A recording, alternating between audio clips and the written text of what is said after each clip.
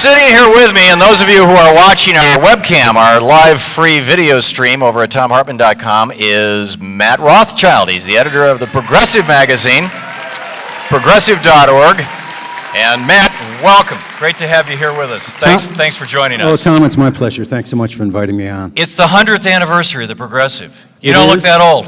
Well, I've been here 26 of the 100 years. So 26 years you've been working on the magazine? Yeah. Wow, God bless you. That's great. That's marvelous. And talk about the magazine and the anniversary.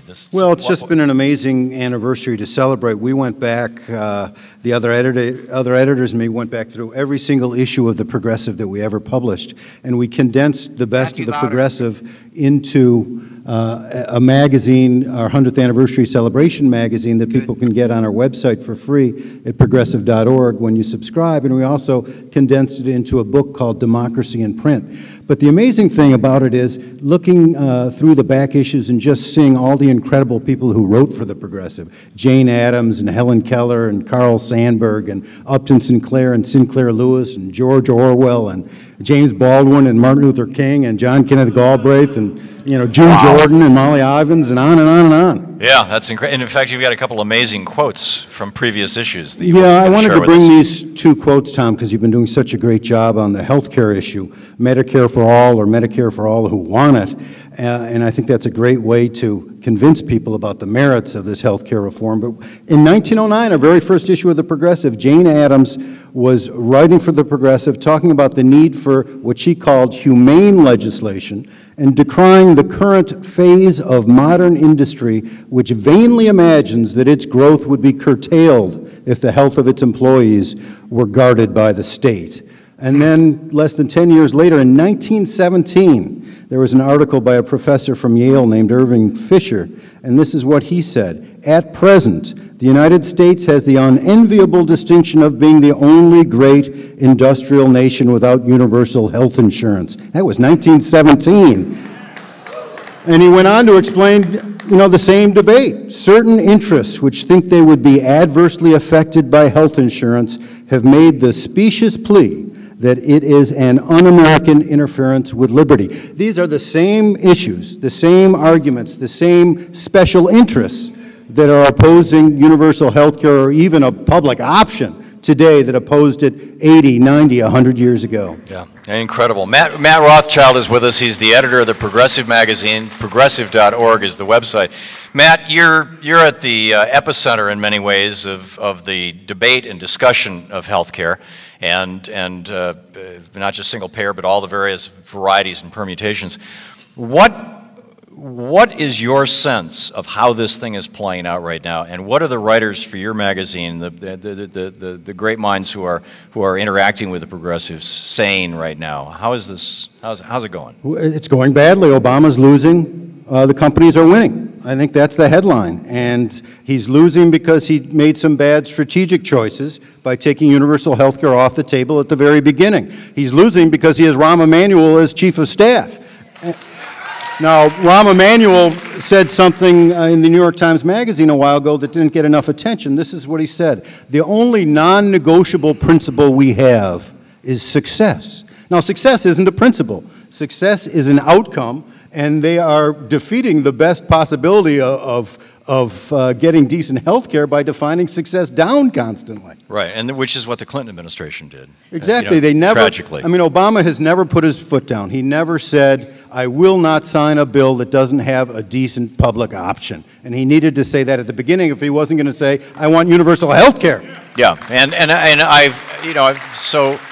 so many of the back channel conversations that I've had with progressives and progressive leaders, or high profile progressives, shall we say, is they're talking about how in meetings, in organizing meetings, in community meetings, people are sitting around and saying, I'm just not engaged in this. 1 minute. I want to get engaged, but I'm just not engaged because the president hasn't taken a strong leadership role Is that what you're talking about, Matt Rothschild? Exactly. He hasn't engaged the natural base for fundamental health care reform, and that is progressive activists, the activists who want single-payer health care, the activists who want Medicare for all, or all who want to join Medicare. Do you think that might be because Rahm Emanuel has historically viewed progressive activists with the jaundiced eye? Absolutely. I mean, Obama himself understands how progressive change happens from below. At least he understands it intellectually and talked about it rhetorically, but he hasn't practiced it. Well, he used it to get elected. He hasn't used it since entering the Oval Office. That's the problem. And so how do we encourage him to use it? We encourage him by sending emails and phone calls and letters saying you've got to stand up at least for a decent public option, if not single payer. Yeah, and a comprehensive public option that doesn't require United Healthcare to help bail us out if we're halfway, into a disease or whatever, God forbid. Yeah, it's an easy sell. Anyone who wants to stop worrying about whether you're going to have health care, your loved ones are going to have health care, you don't have to worry anymore. Anyone who's worried about, having to stay in a job they hate because they need the health care, they don't have to worry anymore. They don't need to stay in the job they hate. Amen. Matt Rothschild, editor of The Progressive. Progressive.org is the website. We'll be back with your calls and some of our live studio audience questions right after this in the Thom Hartmann program. 21 minutes past the hour. Thom Hartmann here with you, the True People's Radio. Welcome back.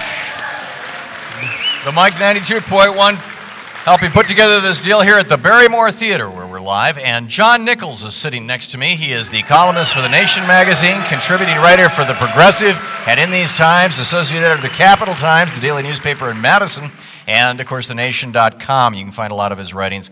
John, welcome. It's great to be with you, Tom. It is great to have you here. Yeah, can I tell you, this is Madison, Wisconsin.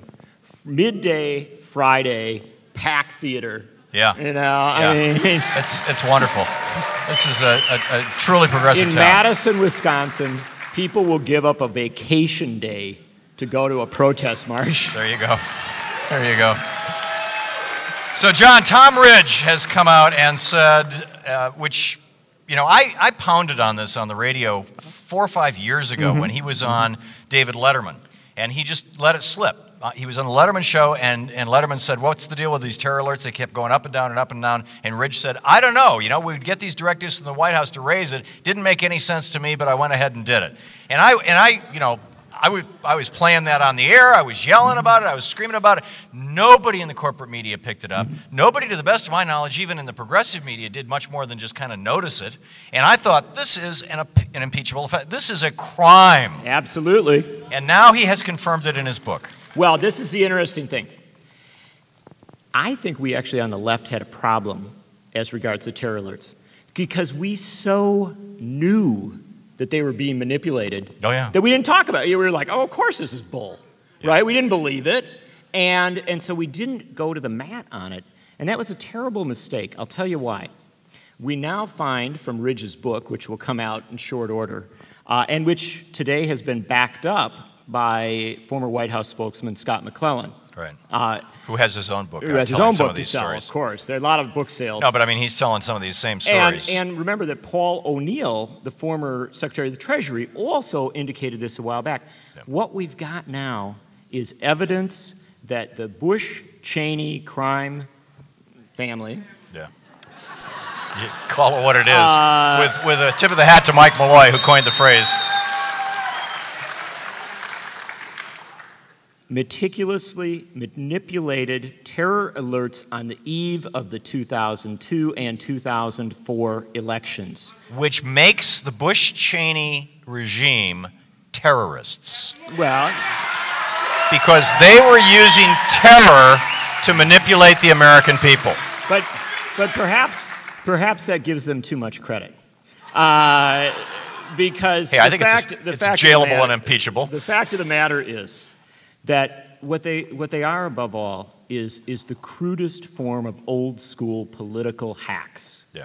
And they did, if you did this in Chicago, if you seized government and you used the engines of government to manipulate political results, you would be called corrupt. Right. Forget terrorism. I mean, that's a whole other thing. Forget the reality that when you manipulate and warp these things, you make Americans confused and uncertain about when there might actually be a real danger. Yeah. Put that aside. Let's just go to pure corrupt politics, and let's understand this.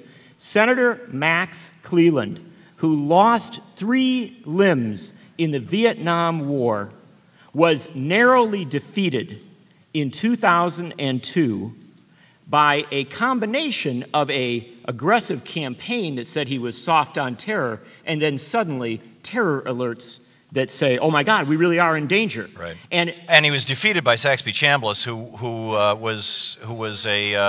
had a 4F deferment, a medical deferment, and never served. And then 2 years later, John Kerry down those rivers on the swift boats, risking his life in the Vietnam War, defeated by a guy who didn't show up for his Air Force Reserve Service. It's almost like the Chambliss-Cleveland race was the dress rehearsal, just like I think the teabagger thing a couple months ago. For the town hall. Exactly, town was hall the dress baggers. rehearsal for this. Yeah. They're just lining it up and seeing how it works. But understand this.